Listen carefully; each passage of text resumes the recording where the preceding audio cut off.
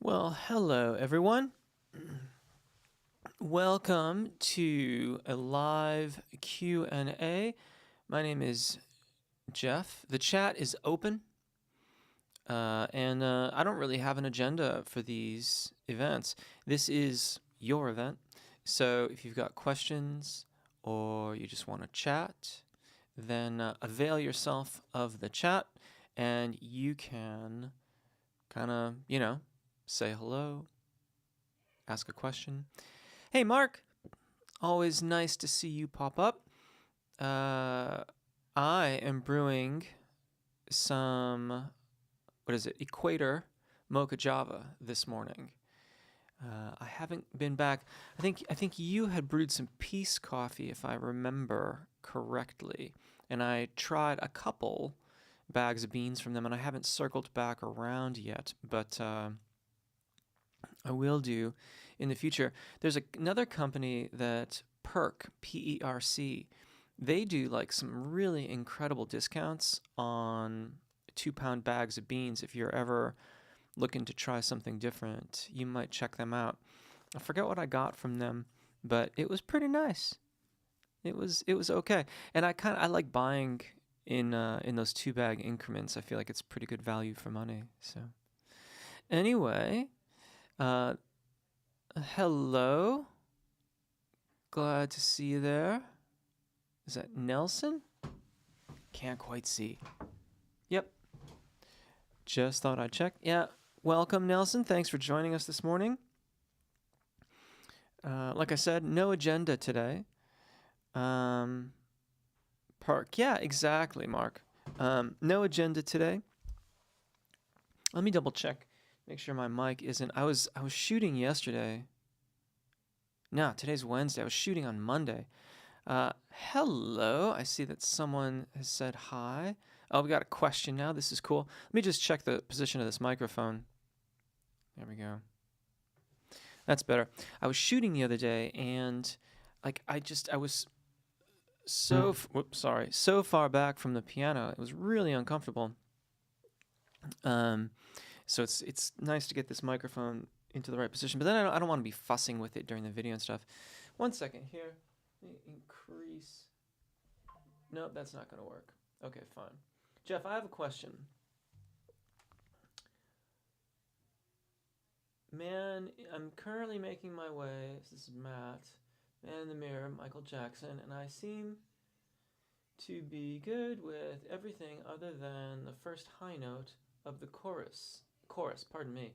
Any tips?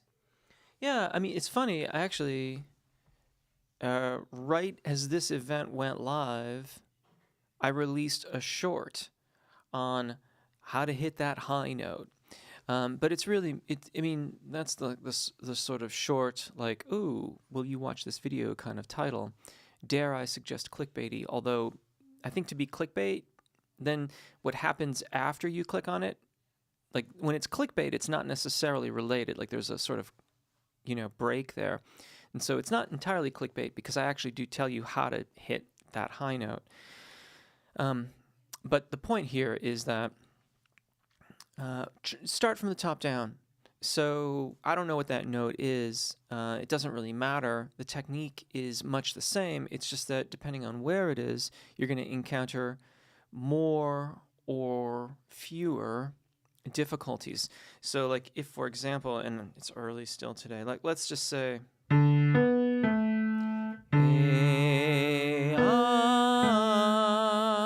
if that were the phrase that you had to sing, so you're going from this D to that B natural there, look at the 2 outer notes and then practice them from the top down. Take a pause. And then notice the energy it takes to have that engagement. Notice what, if any, vowel modifications are occurring. Notice all those things. Do you need, is it over the secondo passaggio? Like, is it over your break? Secondo passaggio and break are synonymous. If so, then you'll have to work that technique into the practice too. This helps you figure out what the setup is for that high note, and then you switch it around. When you're consistently able to do the descending pattern, then switch it around. Knowing that you have to anticipate all of those things that you learned about the high note. You have to anticipate the space, the vowel modification, the engagement required, all of which are going to differ from the lower note. And that's kind of the tricky part about it, is that you have to make this change somewhat quickly. But there's that would be my suggestion. And if you want, like the short, like I said, the short just went live like 5 minutes ago. You can go check that out. But it's a minute of what I just said. So maybe that's a better reminder for the technique, whereas this might be something I go a little bit more in depth on because I just have more time. I believe that's, let's see here. Who do we have here? George, mouth or nasal breathing for inhales while singing? I've trained myself on nasal being healthier, but wonder how efficient it is for singing.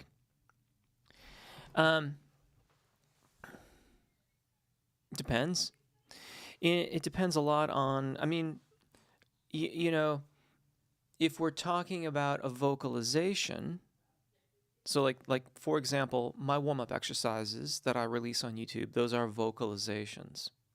So my advice there is whatever position your mouth is in at the end of the phrase, it should be in the same position for the beginning of the next phrase. So for example,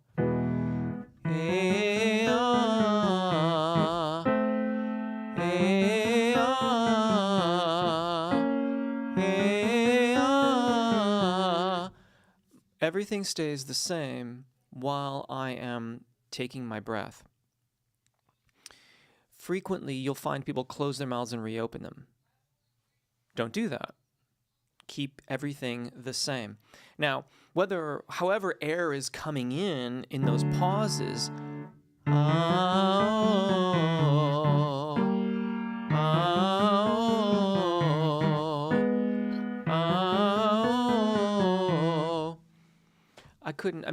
it sort of, I'm sure that some amount of air is coming through both my nose and my mouth while I'm doing that. I'm not trying to do it one way or another. And that would be the important lesson there, is to avoid engaging more musculature than is necessary to get the job done. We want to cultivate, like we always, like that's a fairly common thing in singing, right? We want to cultivate release. We want to release the voice. Well, what does that even mean? I mean, it's in all seriousness, like what does it mean to release the voice? Well, I'm sure you could ask 10 different singing instructors and get 10 different answers, but what I would tell you is that releasing the singing voice, it's actually a poor statement of fact. What you want to do is only engage what is absolutely necessary for the note that you need. So every note that we sing has a slightly different balance of airflow and vocal fold engagement, to be kind of like sort of simple about it. And the best thing that we can do to have that perfect balance is to cultivate flexibility. So if you are wanting, like let's say you said you've cultivated nasal breathing, but if that means you have to close your mouth between every phrase, I would argue that that's actually not particularly good for cultivating release of the mechanism, because you're tensing a variety of muscles in order to affect that change, which is entirely unnecessary. Now, you may end up at the end of a phrase in a song where your mouth is closed. Okay, fine. Take your breath nasally if you like. But if not, then it would be better, in my opinion, to keep things as much the same, or in the context of a song, anticipating the next phrase. So whatever that next phrase is going to be, anticipating the vowels, the vowel modification if necessary, all those other things that go along with producing the pitch. Mark, I am enjoying the harmonizing exercises very much. Well, Mark, then in that, well, first of all, thank you. And second of all, this weekend you're getting another one. And I'll just say, you probably know who I'm talking about, but you'll get a visit from an old friend who hasn't made an appearance in a while.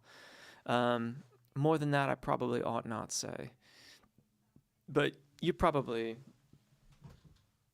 know who I'm talking about, considering that like there's only I think in all the videos I've done on the channel, there's only one other quote unquote person who's made an appearance.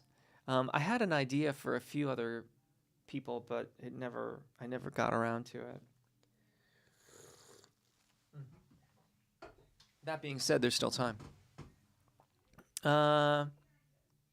Explain how to get a mix in a quick. Explain how to get a mix in a quick. I'm not sure I understand what you mean by that, Nelson. I mean, thank you for the question. But do you mean like getting into your mix voice range? Or do you mean like getting a mix quickly? Like if you're in a recording studio and you need to get the mix in quick. That's actually where my mind is going with it. That could be in part because I'm doing a lot of production right now. And that's part of the reason why. What was I doing? Oh, there was something I was explaining something. Oh no, I was on the Discord.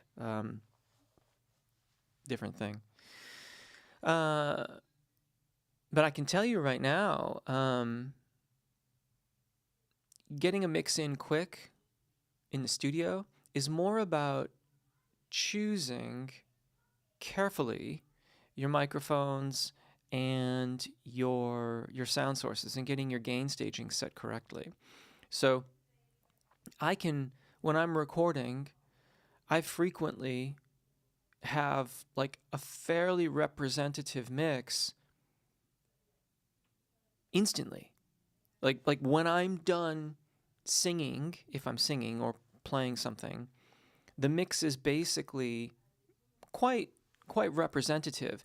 You know, it'll take a little bit of tweaking to get it ready for release and all that kind of stuff, because it has to go through a bit more gain staging to get it so where it's going to be mastered effectively, and then mastering does another sort of series of gain stages. But if you choose your microphones carefully and you set your gain appropriately for all the various elements of the mix that you have, then getting a reasonable mix is nothing more than basically kind of playing it, because you've done all that while you were going in. I realize that it's not going to be the case if you're using like a variety of different samples and things like that from different places and whatnot. That will impact your mix quite dramatically. You've got like one sample that's super loud and another sample that's barely happening. Then it's trickier. Let's see here. Who's that? Serge, I hope I'm pronouncing that correctly. Thank you so much for full range warm-up videos. You're very welcome. It's my pleasure. May they serve you well, basically. Don't know what else to say about that, actually. I mean, that's basically the in and the out of it. You know, there's many to choose from. I might offer you a thought, which is to make sure that you're rotating around a little bit. You don't want to get calcified in what it is you're working on. And I think it's easy to settle on one of them that plays to your strengths. I am guilty of this too. You know, it was a couple years ago, someone pointed out to me that I rarely sing the oo vowel in the videos. That's because I was playing to my own strengths. So now I make sure to incorporate that more frequently. But all that aside, thank you. I appreciate it very much. Perfect. Thanks. I will check out the short as well. Brilliant. I'm again happy to help. Glad to serve. What do we have here? Meant how to get a mixed voice. Okay, perfect, Nelson. Thanks. Thanks for the clarification. You know, it starts you. It starts there. That's like the first exercise. Well, actually, that's not the first exercise. The first exercise is a siren. Ooh. That top section. Ooh. And again, I guess, too, we can't say mixed voice without understanding context. So, mixed voice, from my perspective, is the area called the zona di passaggio. So for me, it's like from here to here-ish. Right? This is middle C. This is F4. This area in between the two is the zona di passaggio, called the mix range. Why do I call that the mix range? And I very much do not call this part mixed voice. Why do I insist on this? You know, in part because mixed voice gets used sometimes to mean this and sometimes to mean this. And if it means this, it should also mean all of this too. Because people say that this area of the voice, this is what I would call cricothyroid dominant singing voice, sometimes referred to as head voice, often referred to as head voice, but I avoid that too. They say that this is a blend of your chest voice and your head voice, and so it's called the mix range. Well, so is this. And actually, so is this. And I'm speaking here primarily of a tenor. If we're saying that this is mix because head voice and chest voice are mixed here, well, head voice and chest voice are mixed here too. And head voice and chest voice are mixed here too.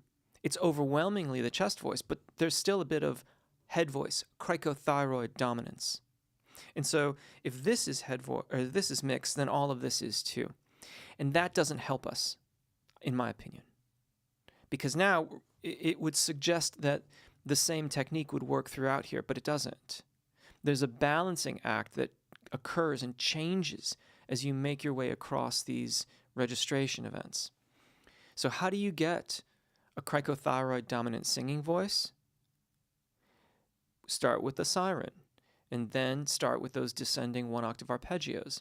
There's a How to Sing High Notes 3-video series that is on YouTube. I made a playlist for it. You can go check it out. If maybe someone can put it in the chat, or I can put it in the chat. I'll put it in the chat, because I think that actually it's going to kick out links that you post there, because I had some issues some years ago with, I clicked on the wrong thing. Hold on a second here. No, I did click on the right thing. Where are you? No, that's the wrong thing.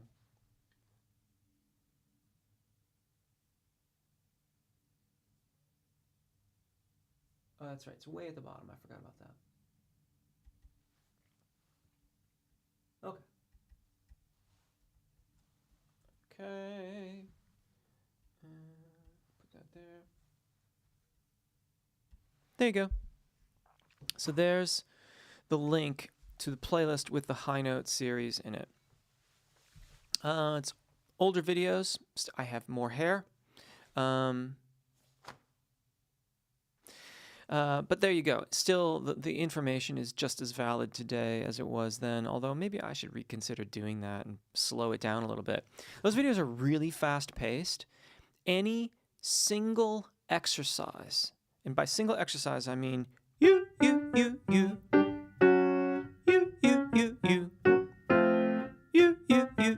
that's an exercise. This, you, is a different exercise, even though they are very similar. Any single exercise in that 3-video series could take you a week or longer to do effectively. What is effective? By effective, I mean that you can execute the skill 9+ times out of 10, more like 49 times out of 50, 99 times out of 100 correctly. That's effective. And then you can move on to the next one. I think too frequently, it's not that singing the right notes is unimportant. It absolutely is. But how we sing them is critically important, especially if you want a cricothyroid dominant singing voice. So what's going to happen, quite likely, is that the pitch, intonation, tone quality, obviously my sound is not consistent. You. I don't sound the same on the high note there as I do on the rest of it. But the practice of accessing the upper register is the important part of that.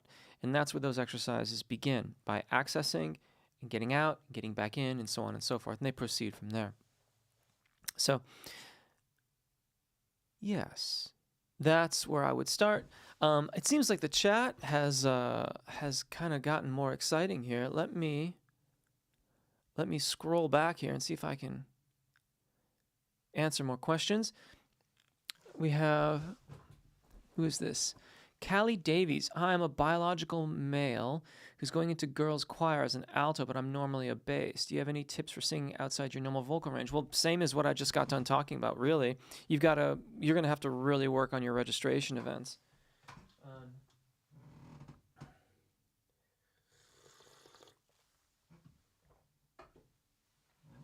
You'll have to really get your registration events in order. That being said, there's a fair degree of overlap in the alto versus bass baritone range. I mean, sure, like altos typically they're going to be from here to, you can't quite see that. This is D above high C. Most alto, like a lot of altos won't even develop beyond this point. And some altos will have as low as this C here. Of course, basses will go much lower than that, but the bass secondo passaggio is here. The bass secondo passaggio could actually be quite low. So yeah, you're just going to have to really work on the registration event practice. It's likely to be somewhere in this area, which means that you're going to be back and forth across that all the time. Think about like how, if you're familiar with Bon Iver, I'm not sure what the preferred pronunciation is. Think about that. Like, think about how he's singing a lot of those phrases, because he actually has quite a low voice, but he's singing in what I would call a countertenor affectation. And, he's made a really great career out of it. So it's totally there. You're just going to have to really get used to working in that register of your voice. Let's see here. Find it hard to hold a consistent tone pitch when singing softly or finish a phrase in diminuendo. Not sure about the spelling. Any tips or tricks? Yeah, you're ceasing to sing before you stop singing. You are disengaging your muscle engagement in anticipation of the end of the phrase, or not necessarily consciously thinking like, I'm singing softer, I can disengage. But that is both of those are extremely normal and typical responses to singing softly or approaching the end of the phrase. What you have to do is change that behavior. And what you do to change that behavior is to overestimate the amount of engagement required to finish the phrase or to sing softly. So when you're going to try to sing softly, or you're going to make a diminuendo, you're going to start at one volume and get softer over time. Then instead of making the diminuendo and focusing entirely on the volume, focus on your engagement and increase your engagement as you make the diminuendo. If you can't do that, you haven't learned to titrate air, and that is another thing that you will have to learn to do. I have a bunch of messa di voce exercises on my channel. They would be excellent for that practice. They are very, it depends on how you look at them. they're not flashy. That's for one thing. They're in the purest sense of the word. A messa di voce exercise would just be a single note done on a single vowel.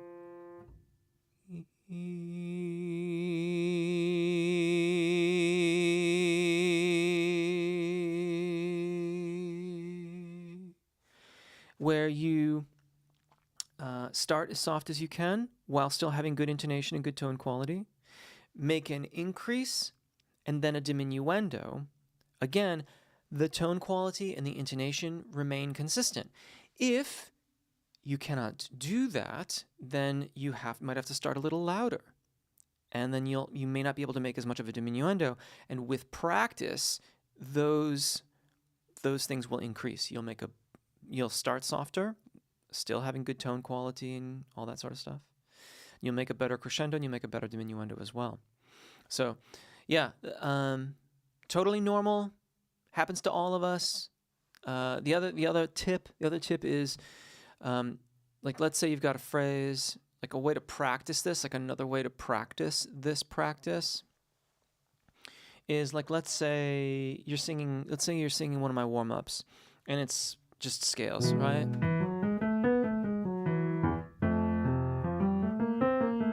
Something like that.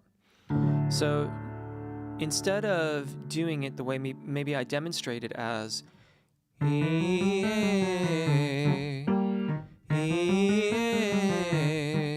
so on and so forth, instead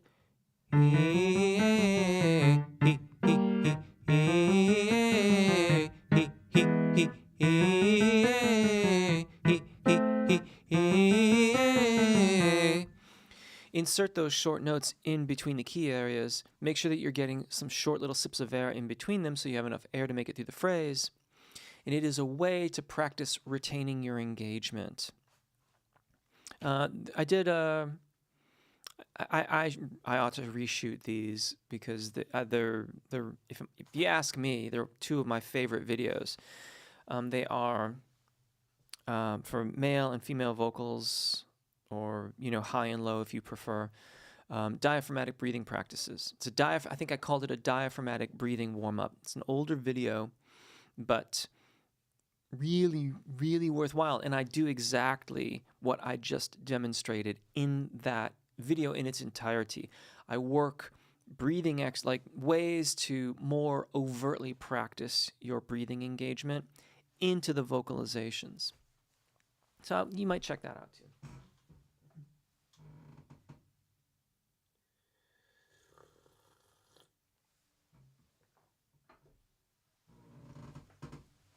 All right.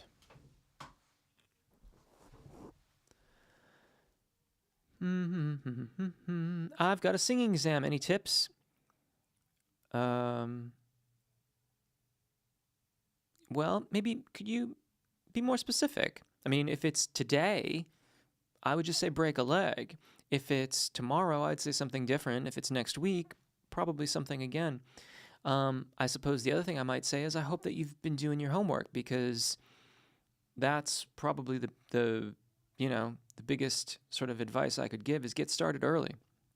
Appetite for rows. You're awesome, Jeff. Why, thank you. I appreciate it. I need that this morning. Always using your warm-up videos as well as your other exercises like make voice and vocal agility wonderful.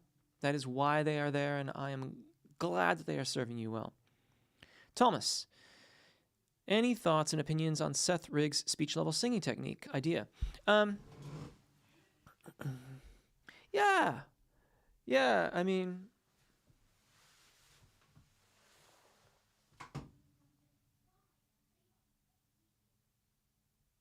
there's lots of stuff that I've heard over the years, and lots of things that people say about it.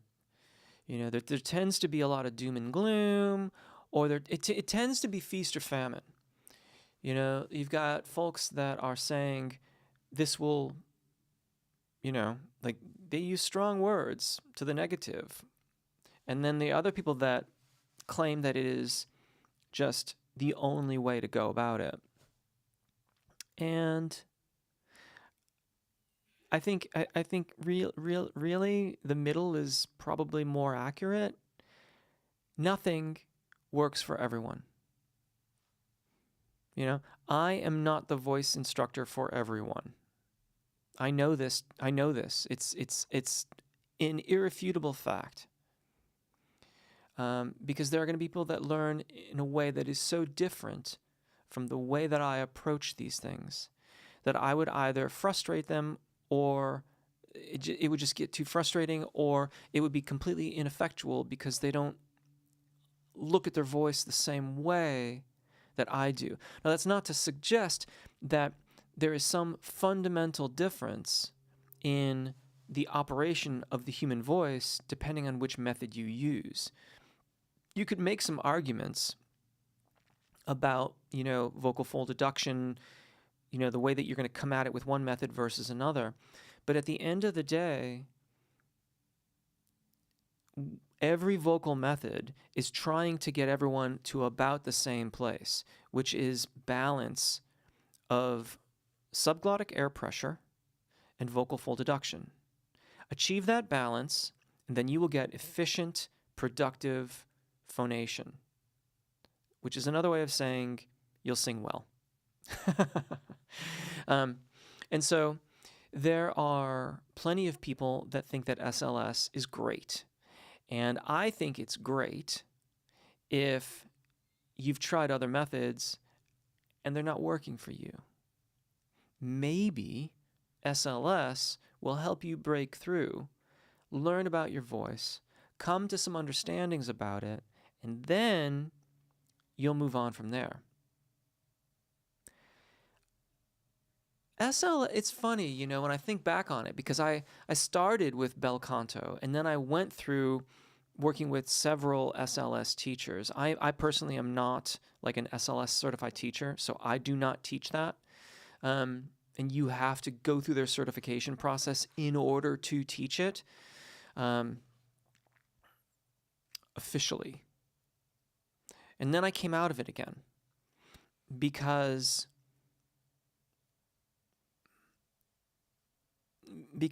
in the middle there, I liked and needed just the practice of SLS, which is basically to run these exercises over and over again until you start to get it.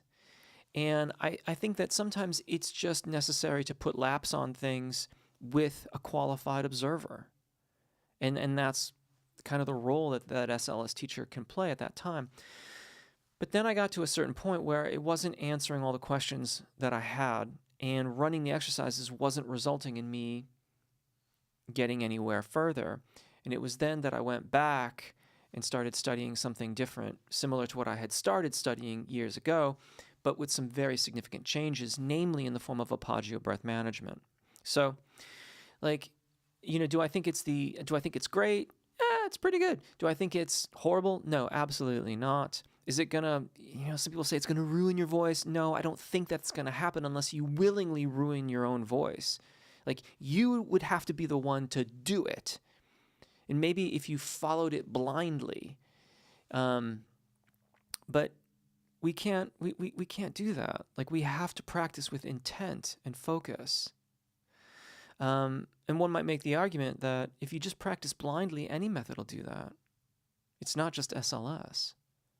So that's probably more long-winded. I don't know. Maybe I could have given you like the quick hit on that, but I felt like it required a little bit more explanation. And I'm feeling somewhat loquacious today. So, there's that as well. It's kind of quiet. I seem to be keeping up reasonably well with the chat stuff. So, I've got time to chit-chat. Yeah. If it's working for you, if it's helping, go forth. If you're finding that you're asking questions, that's good too. Like, ask the questions. If you're working with a teacher, ask them. See what they say. Maybe they'll have an answer for you. Maybe they won't. If they don't, well, then maybe it's time to look into some other methodologies as well that can attempt to answer the questions for you. Nelson, you're very welcome. Pleasure. Tyler, Jeff, it's hard for me to sing G4.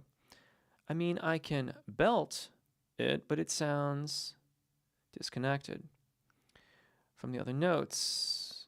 It's so dramatic and loud. How can I make the note more flexible? Well, you've got to work on your registration event. That's it. Like if you're only okay, so what is belting? Right? Like that begs the question, what is belting? Because that's what you're saying, right? I think, did you actually say that? Yeah, and you belt it. I can belt it. I can belt it out.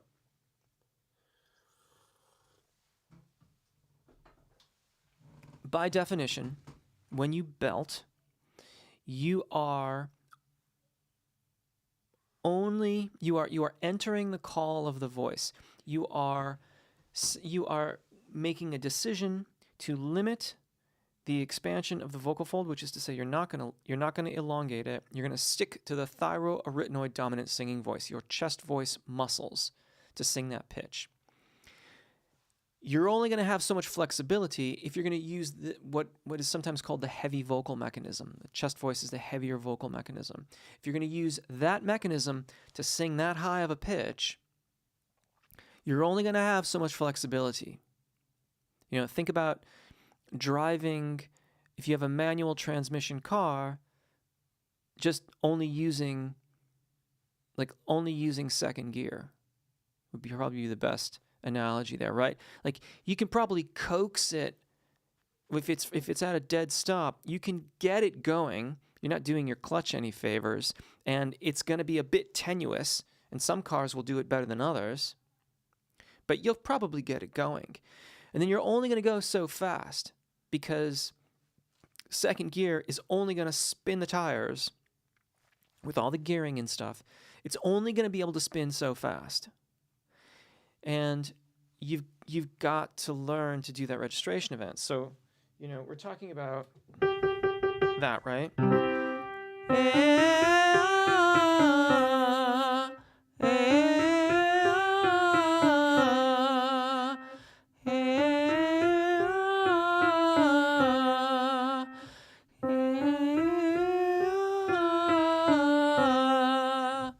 I mean, like I started in voce piena and testa, and then I started to diverge from there, right? I didn't belt any of that because I don't like belting, quite frankly. I mean, I certainly can if I want to, but it's not my favorite thing to do. I do it on an as needed only basis. But my point here is that I'm not even warmed up, and there's your G4, and there's 4 or so gradations of volume and vocal fold engagement. And in the first one, yes, it much more matched the lower register. And then in subsequent iterations, it became more noticeable that there was a shift, perhaps not. The point is that you will develop more flexibility by working on your registration event, learning to make a seamless transition, and that's it. Actually, that's basically it. So I already put a link in the chat for the high note series, and that will get you started. I forgot to mention, the High Note Bootcamp is my method on doing this whole thing. Enrollment is currently closed. And I'm not going to, I always feel a bit sheepish about sort of talking about my own courses in this venue, but, plenty of other people do. And I'm not going to go on about it. But basically, what I just showed you is what High Note Bootcamp is all about. Enrollment is currently closed. You cannot enter it now, but you can go to my website and drop your email in the notification thing for High Note Bootcamp. And then when enrollment does reopen, you'll be notified. And there's always like some perks around that as well. Usually, most recently, it's been semi-private lessons with me. So you buy the course, then we have like a semi-private so that I can bring you up to speed, pitfalls to look out for, how to use the course, all that kind of stuff like that, to make sure that you make the best usage of the course and all that kind of stuff. Plus, it's fun to get to meet people. Online, it is, as it is.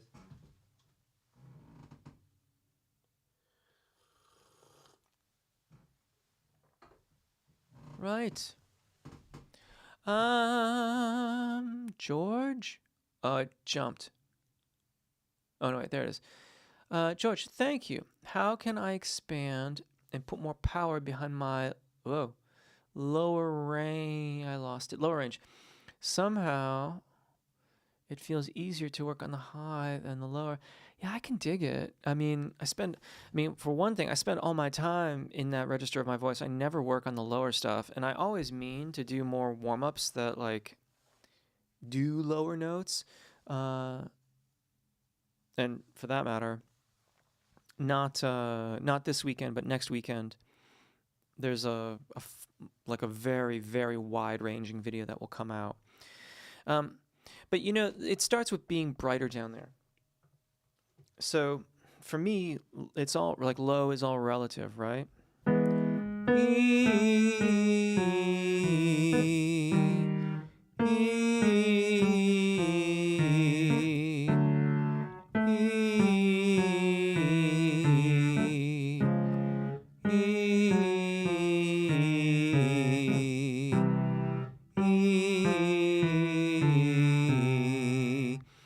For me, that's about as low as I would want to sing in a performance.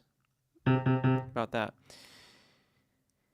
For me, being in that range is about being lighter and brighter. I'm never going to sound like a, dramatic baritone. It's just I don't have that kind of instrument.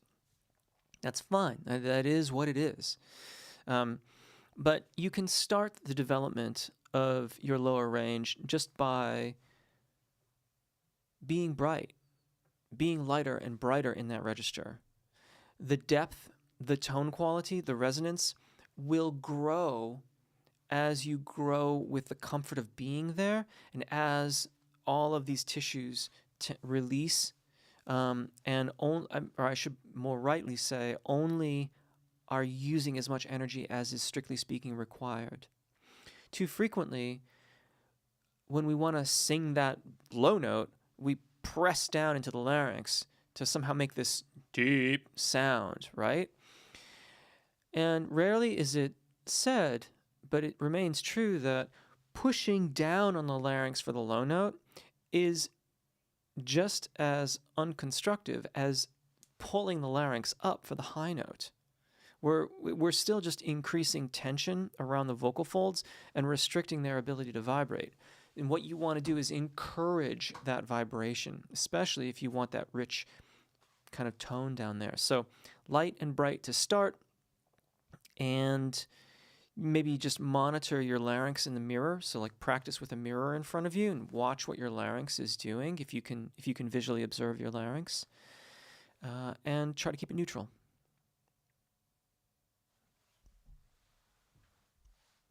Thank you. Match what I feel when thinking about it. Okay, cool. Thomas, I have Seth Riggs' book, and the hardest part about his technique for me is very much the connection from chest to mixed to head voice. It just seems impossible for me to connect. Yeah, well, if you're still there, maybe could you elaborate more? What do you mean by connect? Because, like for example, like one kind of connection, maybe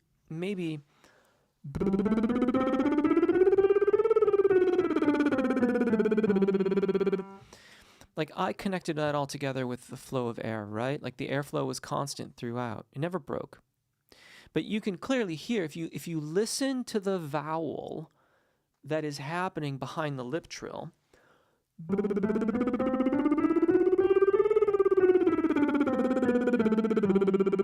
you can hear that that's changing. The sound of the vowel in the lip trill exercise is more reflective of the space and the position of the larynx than it is about what your voice is ultimately going to sound like. When you finally start to sing that, if you can keep your engagement and you can keep that space, and I guess, it's still early, so I'm going to actually take it in stages.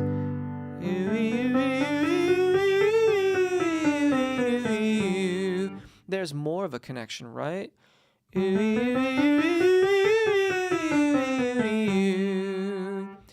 It's all coming closer because now I'm working with these two vowel sounds, and I'm learning about how to keep the air moving through those vowels as I make my way through these various registration events.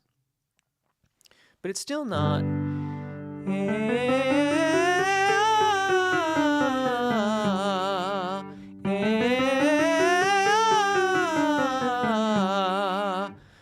And that is what I would suggest is a connected sound. The sound is remaining consistent as I move my way from my chest voice into my cricothyroid dominant singing voice and then back down. And we achieve that by allowing for tiny little adjustments all along the way up and all along the way down. And you're not going to do them consciously. You're going to learn them by doing all of those other goofy sounding exercises like the lip trill and like the ooey ooey thing, focusing on the flow of air and making those connections between the notes, trying to feel a gradual opening as you ascend and a gradual narrowing as you descend. And then you learn to apply that to the vowel sounds as well. But maybe that's not the connection you're talking about. Like I said, feel free to elaborate. Sharon, hey, Sharon, are you going to complete the major relative minor key exercises? It's a personal interest, I realize. Sharon, thank you for that. Thank you for bringing that up.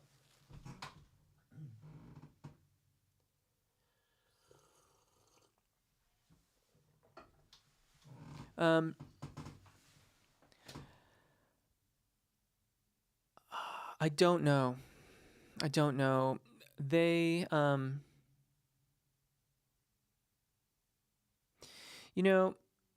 it's. I try to stay separate from these sorts of things, and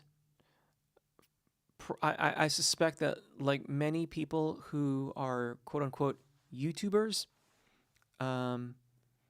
would probably blanch at how little I look at my analytics.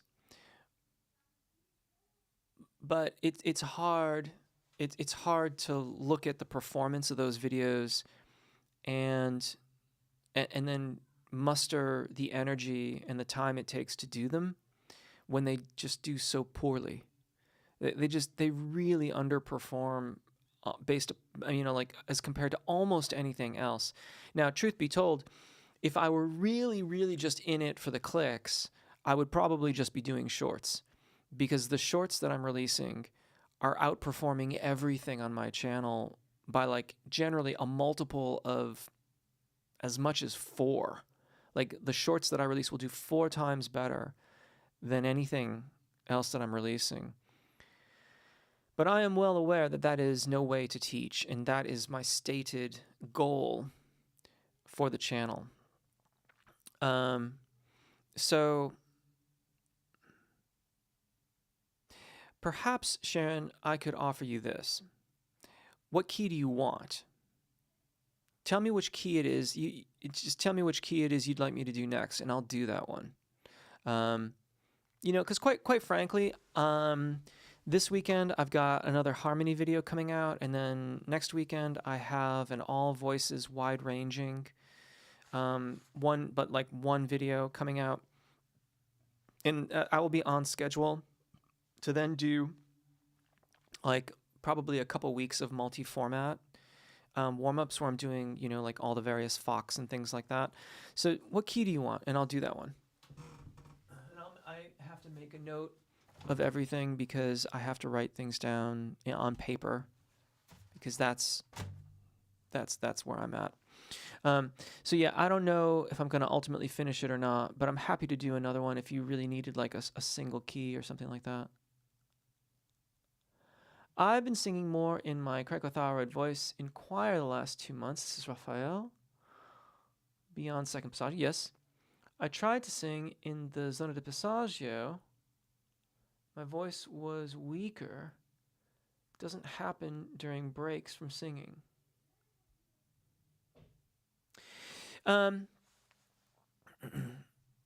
Yeah, that okay. So if it's not okay,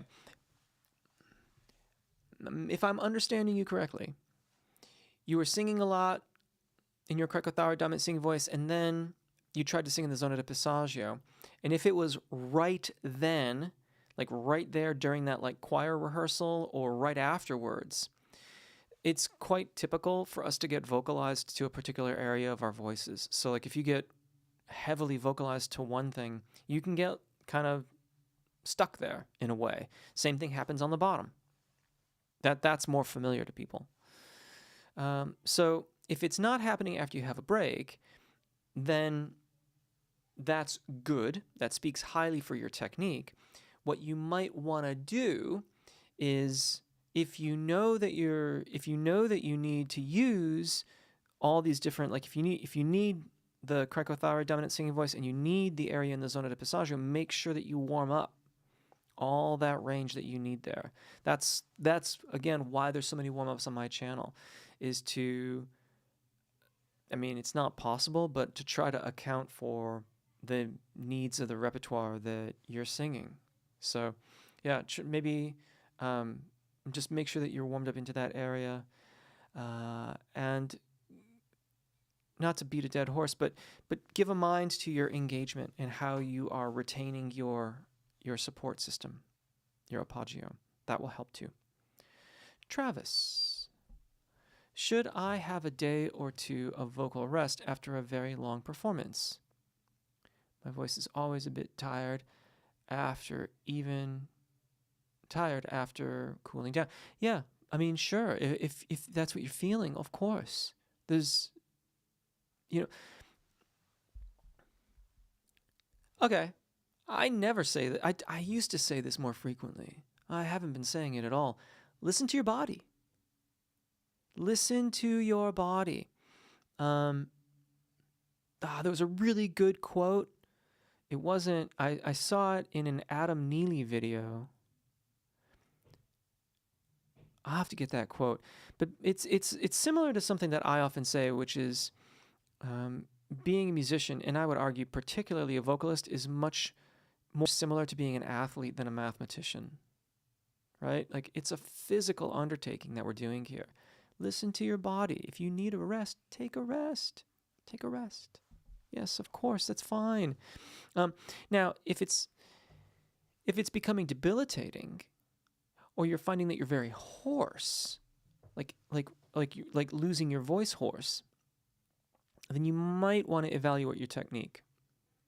But if it's just like, oh, I'm really tired, my voice is a bit like fatigued, that's not entirely out of the ordinary. Thomas, well, what I mean is the sound doesn't break. What you just did with the lip trill is great, but what I found is doing that with an actual sung note is way harder than the trill. Well, yeah, I mean, hopefully you heard me do the vowel examples that I did right afterwards. Yeah. It takes a lot more coordination. The lip trill is, I've said this many times, is not the end-all be-all of exercises. It is a semi-occluded vocalization. The lips provide a barrier on your mouth. What they are doing is taking some of the weight of the air column off of the vocal fold. This allows it to change shape more easily. And when that happens, that means that you can go through those changes more easily. It takes a lot more coordination to do it without that occlusion, partial though it may be. So yeah, like, I mean, I don't know, Thomas, if you're in high note boot camp, but that's what's going on there too. But I put that link for the 3 videos. Those don't cost anything. Go and check that out. Work on the technique there. That's what this is all about. I mean, that's kind of my thing in a way. In no small part because I struggled so much with it. Like, I struggled mightily with consistency at the secondo passaggio and above. And it was that led me to a variety of different practices. Quite frankly, circling back around, led me into SLS from my previous bel canto experience because I was told that could help.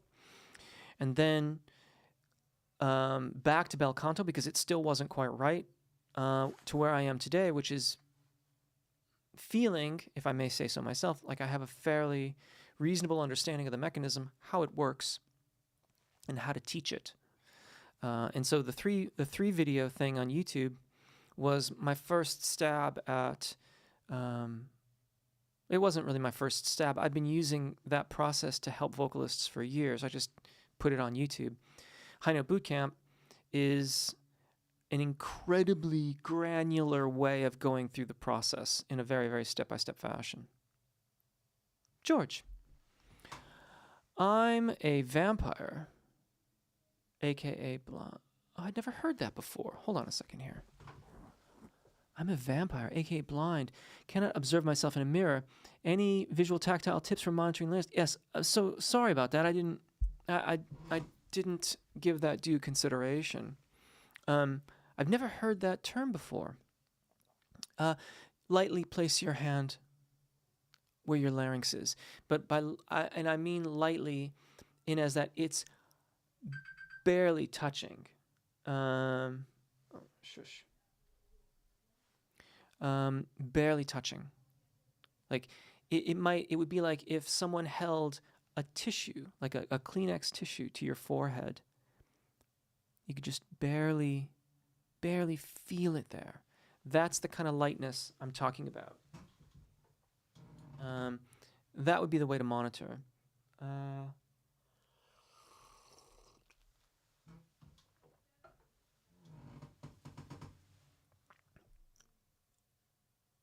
Trying to think of other. That would be my suggestion. I would do that, and hopefully that will help.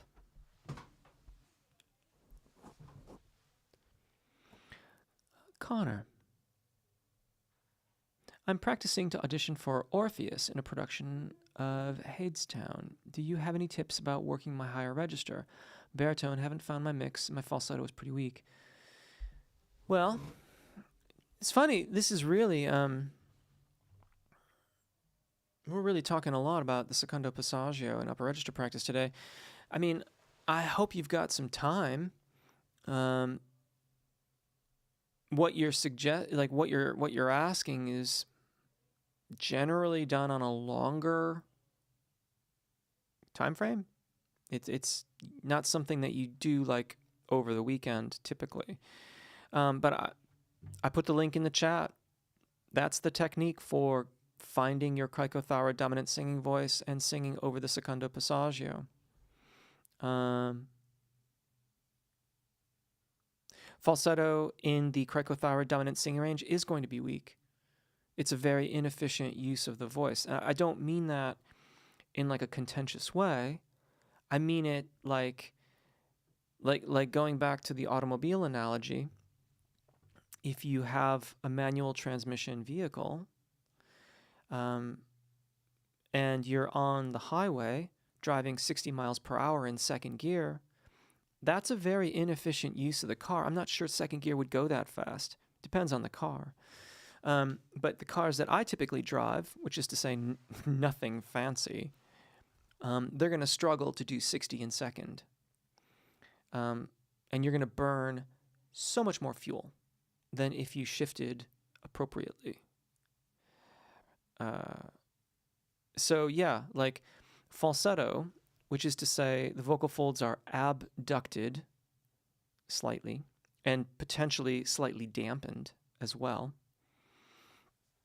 is going to be a very inefficient use of your voice in a range that is typically where your cricothyroid dominant singing voice would be.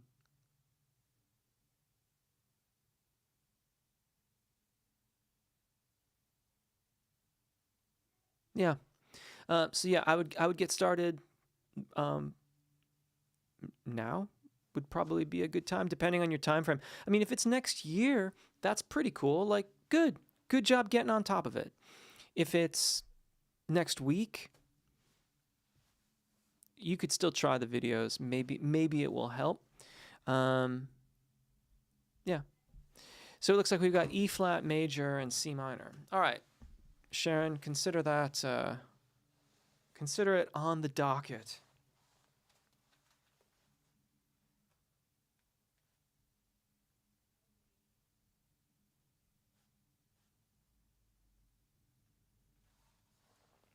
Yeah, it was funny. I had already done like one or two of those videos before it occurred to me that I should put the relative minors in there. I don't know why. Right. Couple more questions here. Thomas, also, since I'm here, I would love to know your thoughts on the Farinelli breathing exercises for singing and great breath support exercises too. If you could show some or guide me to a video of yours. Yeah, well, the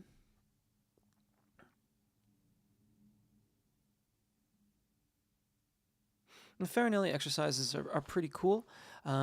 They are widely used. I think that there's a certain amount of misunderstanding with Farinelli. There's a quote. There was a quote from Farinelli, and I think I remember the book it was in, but I just haven't gone back and found it. But basically, to paraphrase Farinelli, everyone thinks I'm singing these really long phrases, but actually, I'm just so efficient at my inhalations that no one notices. And I want to find the quote because that is a frequent question, and it is also a frequent misunderstanding. And I think too frequently we focus on the exhalation side of the breathing and not nearly as much on the posture and inhalation side. And here's the thing. I would suggest that you think more about your posture and inhalation than the exhalation, because that will come fairly naturally if you do the other two things properly. To learn to do the other two things properly, I would direct you to my videos on Apagio breath management. I do a demonstration on the mechanics of Apagio in questions from comments number 6. I have a link.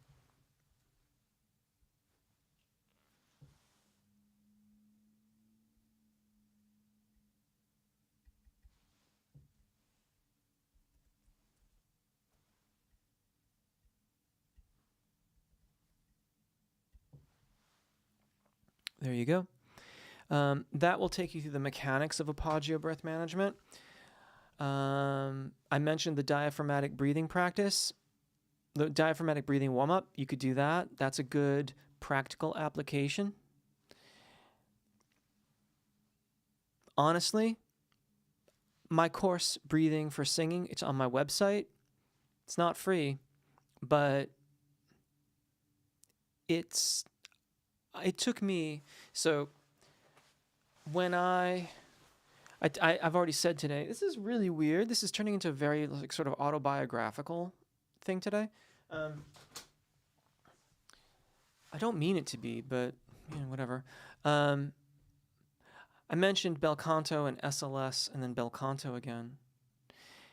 And I switched out of that mode more into back to bel canto, similar to where I had begun back at university, because I wasn't progressing. And so I started buying books and reading and trying to understand what was happening. And it was in reading this one passage in Training Tenor Voices.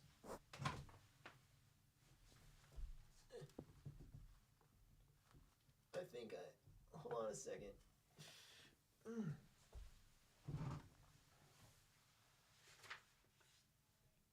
I think I marked it. Maybe I didn't mark it. I didn't mark it. I thought I did. Oh, is that it? Yeah, I did, and then I felt guilty about it. No, that's not it. Oh, dear. Here it is.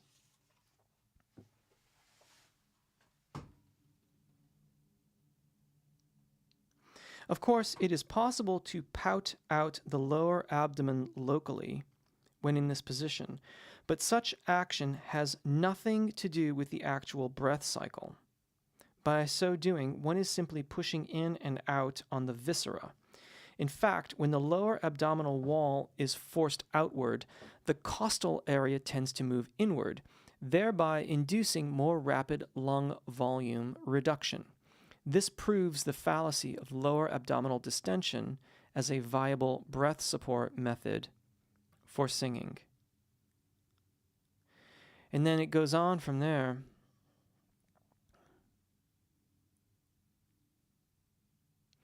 One experiences a slight outward movement of the abdominal wall, especially laterally, upon inspiration.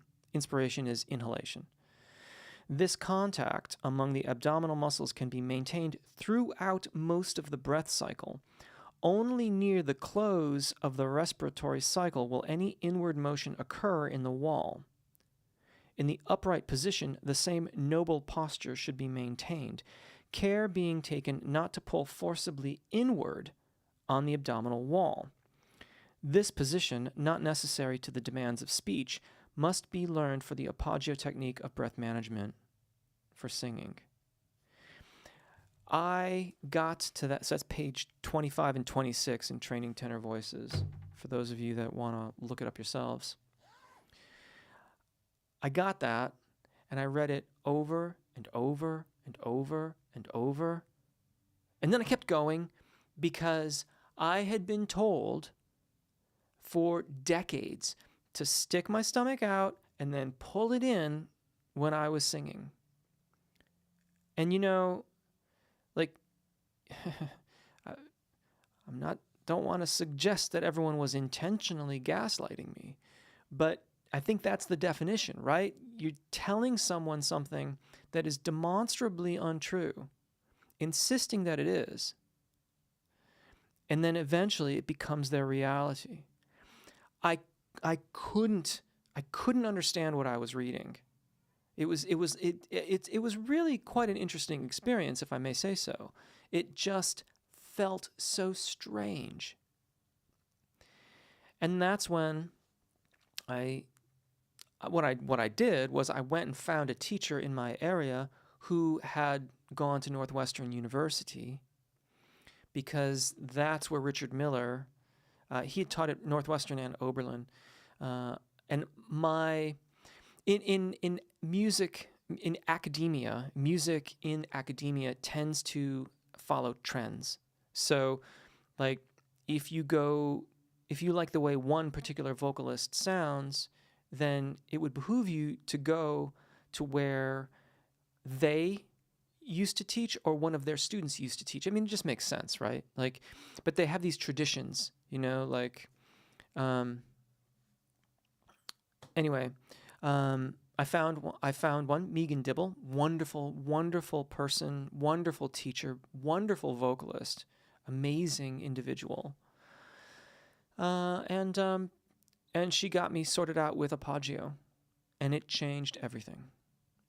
All the things that you hear me do on the channel are because of that, largely. So, and it took me about 2 years to really make the transition. The long and the short of this is I built my course, Breathing for Singing, so it wouldn't take you 2 years. That's what all this is about. Breathing for Singing comes from the perspective of someone who already has these other habits that are going to need to be challenged in a positive way, and then make adjustments in order to do appoggio. So, yeah.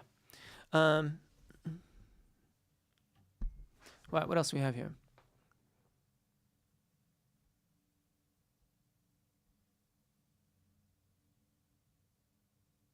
You're welcome, Sharon.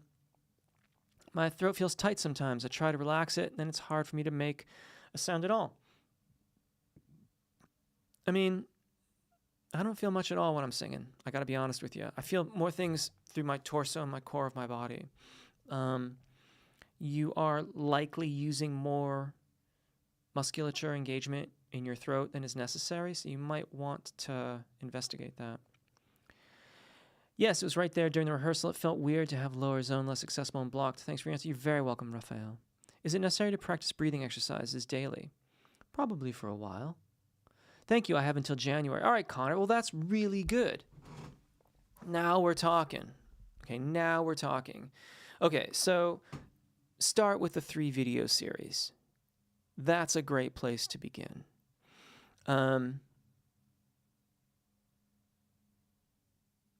See how it goes, honestly. Like, you may get into that series and just knock it out of the park, and the experiences may be familiar, and you're like, okay, I got this. This is all good. Then you're good to go. Don't even worry about it.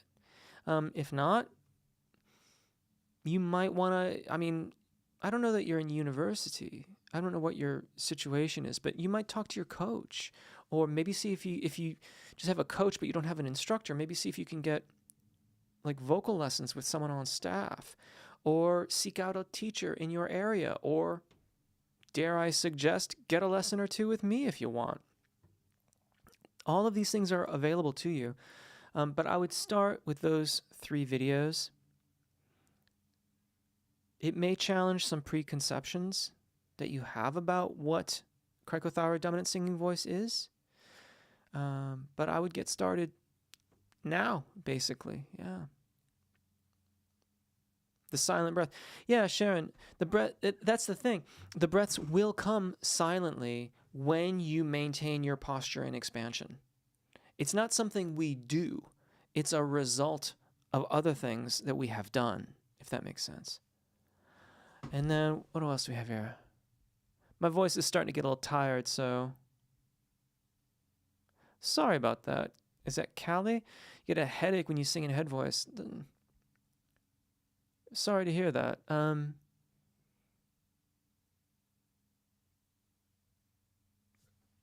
Sorry. Yeah, Callie. You might, maybe I don't know, maybe go see, maybe if you can see your ENT, see what's going on there. Jersey Love, Steph, this is wonderful. Thank you. I appreciate that. George, any thoughts on a good diet for voice maintenance? Okay.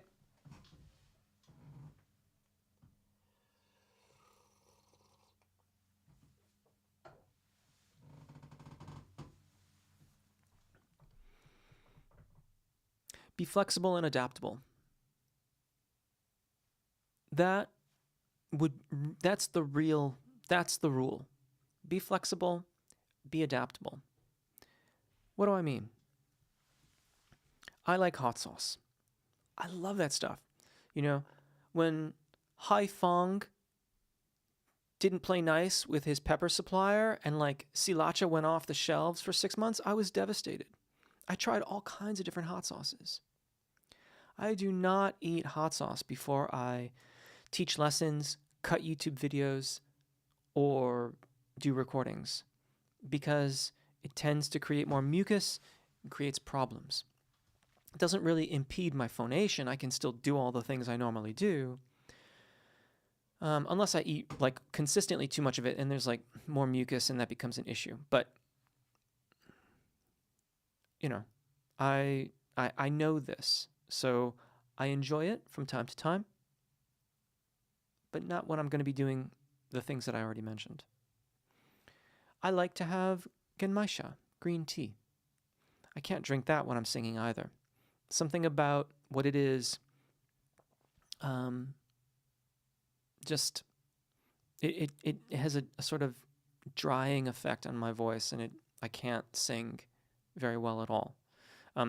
I'm sipping a coffee while I'm having this. I'm mostly talking here anyway, but you'll notice that when I was singing earlier, I wasn't having any issues. That coffee is kept at a certain temperature. The heat of it seems to affect my voice more than the actual chemical compound. So it's okay. This is really persnickety stuff, but these are the details. It's easier to remember to be flexible and adaptable. So you're going to have to observe how certain foods affect your singing. This is challenging because usually you don't just eat hot sauce for lunch. Usually the hot sauce is on something else. And so you might have to go through a couple different, trial and errors, like, I'll have it with just veg today. I'm just going to have this other thing and see, if there's a difference. So you'll have to kind of do a bit of trial and error. Generally, I would recommend that you do the trial and error not when you're going to do some critical performance or recording. Try to have some known things. I know that I can have a salad with a light little bit of dressing and some vegetables and things like that. Not too much before I'm going to do anything critical. That doesn't bother my voice. It might bother yours, in which case then you have to have something different. Maybe you need to have a sandwich, PB&J or something. I don't know. Not if you have a peanut allergy, obviously. So yeah, a bit of trial and error, but the main thing is flexible and adaptable. You're going to have to try to, and perhaps you're going to have to observational. You're going to have to observe when things are not working the way you want them to, and then remember what it was that you ate if you think that was the culprit. It could also be hydration. It could also be sleep. It could also be that you're irritated. You had to go to the DMV that day. And although I have to say, the last couple times I've been to the DMV, it wasn't that bad. So maybe it's not the DMV. Maybe it's something else. Yeah. Flexible, adaptable, and observe. Where is your music? Spotify, Apple Music. When I thought this was really funny. When I signed, I have a contract. I am signed to a digital distribution deal with a company called The Orchard. They acquired my contract from a company called Iris. I was sold along with Iris. And when I signed my contract with Iris, the jurisdiction for the distribution of my online materials was the known universe. I thought that was really cool and kind of weird at the same time. But yeah, Apple Music, Spotify, any Amazon, it's on Amazon Music, any digital distributor in the United States or world, you can listen to my previous recordings. I avoid carbonated beverages. Yes, precisely. Carbonated beverages. I'm self-learning using your videos because I'm unable to afford a vocal teacher. You're really helping me. Best music teacher. God bless you. Thank you very much for that. That is exactly why I started the YouTube channel. Well, one of the reasons. I wanted people to be able to learn about their voices if they couldn't afford lessons. And so that's a big part of what the YouTube channel is all about. At any rate, super fun. I hope you've all had a really good time today. I think I'm going to take off. I'll try and do this more frequently. I was doing the... Oh, yeah, thank you very much, the nerd. I love that user ID, the nerd. I know I probably say this every time, but the nerd far away is so cool. Thank you for looking me up on Spotify. I appreciate that. I would, if I may be so bold, the Atlantean. I'm really pleased with the Atlantean. And I'm Only Sleeping. I'm really pleased with that. And I would say on the Atlantean, Blackbird. Oh, you know what? Sweet Angel. People seem to really like Sweet Angel. Probably one of my favorite songs on the Atlantean is The Last. It's called The Last Song, but it also is the last song. And then I'm Only Sleeping. The title track, I'm Only Sleeping, that's a Beatles cover EP that I did some years ago now, but I'm Only Sleeping, I'm Only Sleeping, that's one of my favorite tracks on that one. And then you can also look up Alice Stardust and the Detroit Regulars. There's a song that Alice Stardust and the Detroit Regulars That's a band that I made, and I wrote the songs for that, and I recorded everything. You can hear me singing the backing vocals on that, and that's my wife singing, actually, singing the lead vocal part. Equally, you can look up Dylan Klein, DYLAN KLINE, on Spotify, and you can hear a couple collaborations that Dylan and I did. He's a singer-songwriter in San Diego, California. Really, like, beautiful voice, beautiful musician, does all kinds of great stuff. And I've been fortunate enough to collaborate with him a couple times. So, right, everyone. My favorite genre? Hold the Line. Yeah. Oh, Dylan Klein's. I just mentioned Dylan Klein. Hold the Line is one of my favorite Jeff Wilkes songs. That's on the Atlanta scene too, I think, actually.